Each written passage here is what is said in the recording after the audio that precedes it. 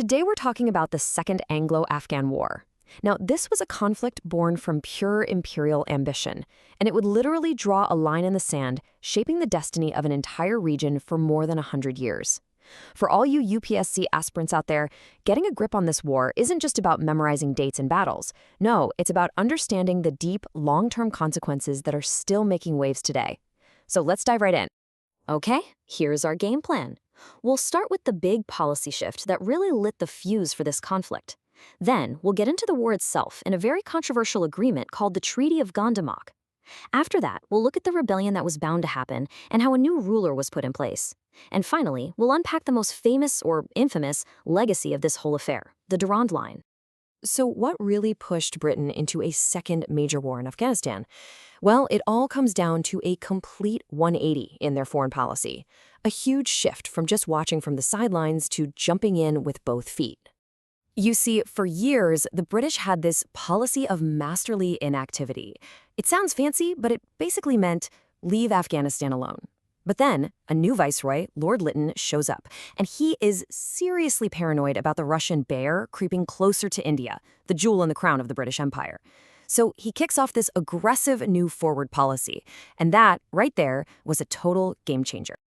Now, to really get what was going on in the British mindset, you have to understand this idea of a buffer state. Think of it like a giant chessboard. You've got the British Empire on one side and the Russian Empire on the other, and Afghanistan is the critical square right in the middle. For the British, controlling that square was absolutely non-negotiable. It was the only way they saw to keep Russia far, far away from India.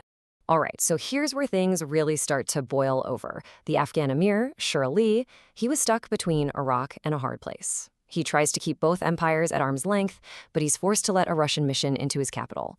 Well, that was all the excuse Lord Lytton needed. He immediately demands that Sher Ali accept a British mission too. Sher Ali says no, and when the British mission is physically stopped at the Khyber Pass, well, Lytton had the pretext he was waiting for. Just like that, the war was on. So diplomacy is out the window. How does this standoff explode into a full-scale war? Let's get into the military campaign, and more importantly, the treaty that came out of it, a treaty designed to force British will onto Afghanistan. The British invasion was swift and brutally efficient. Poor Sher Ali was completely outgunned. He makes this desperate run to Russia for help, but the Tsar wants nothing to do with it. Totally abandoned and defeated, Sher Ali dies shortly after, leaving his country wide open and at the mercy of the invaders. With Kabul firmly in their grasp, the British find Sher Ali's son, Yakub Khan, and make him what you'd call an offer he can't refuse. Lord Lytton's message was crystal clear. You can do what we say and be the new leader, or you won't be. It wasn't really a choice, was it? And that offer led directly to the Treaty of Gandamak in May 1879. This was the final goal of Britain's forward policy. Now for your exams, you absolutely have to know these terms. 1. Britain controls all of Afghanistan's foreign policy. 2. A permanent British official, a resident, would live in Kabul. 3. The Emir gets paid an annual fee by the British. And 4. Britain promises to protect them. When you add it all up, Afghanistan was basically no longer a sovereign nation. So the British thought they'd won, right? The war is over, the treaty is signed. But if they paid attention during the First Anglo-Afghan War, they would have known that in Afghanistan, a victory on the battlefield almost never means peace.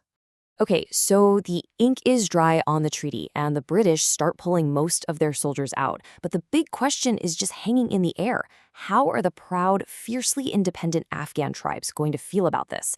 About having a British official sitting in their capital telling their leader what to do? Yeah, history had a pretty clear answer to that one. And the answer was a huge, resounding no. A massive uprising exploded in Kabul, and the British resident, along with his entire staff and all his guards, were killed. This was a massive, humiliating blow for the British Empire.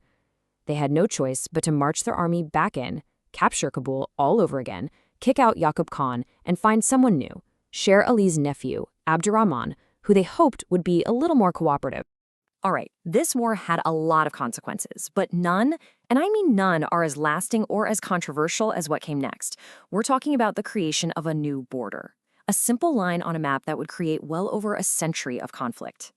So the British are starting to realize something important here. Just because you control the capital, it doesn't mean you control the country, especially not those restless tribal areas along the border. So they come up with a new strategy.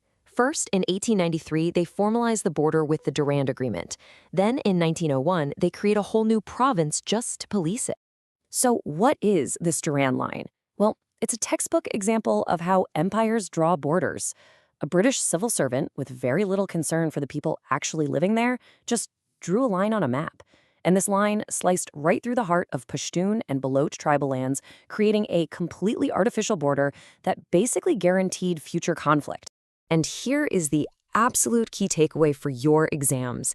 The Durand Line didn't solve the border problem. It made the problem permanent. The tribes, of course, never accepted it. The region became a permanent zone of conflict. And that is exactly why Lord Curzon later had to create the Northwest Frontier Province. It was like building a heavily fortified wall to contain the fire that the Durand Line itself had started. So, as you're studying all this, here's the question to really think about. Was the Durand Line a brilliant strategic move that secured the British Indian Empire? Or was it a colossal blunder, a line in the sand that lit the fuse for a century of instability that the region is still grappling with today? As with so much of this history, there are no easy answers.